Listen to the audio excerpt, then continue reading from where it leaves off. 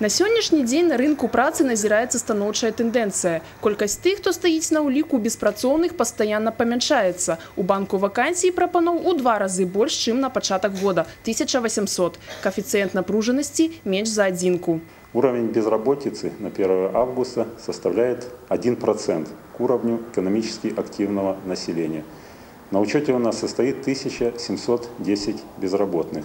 На начало года уровень безработицы был 0,9%. У параўнанні з мінулым годам колькасць зваротаў павялічылася на 15%. Праштудзіраваўшы інтэрнэт і пакінуўшы рэзюмэ на ўсімажлівых сайтах, Ірына Семенюк страціла надзею самастойна знайсці працу і прыйшла ў цэнтр занятасці. Давно ищу работу, поэтому пришла сюда, чтобы, возможно, здесь я получу какой-то результат. На сегодняшний день другого выхода не вижу. Раз у нас есть служба занятости, значит, они должны предложить человеку работу, помочь.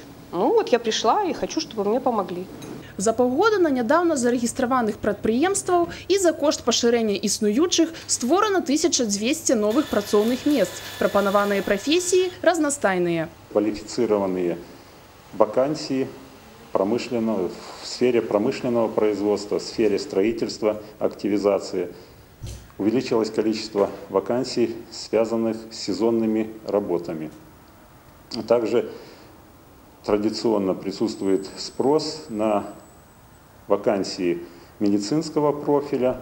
Также в последнее время возрос спрос на водителей.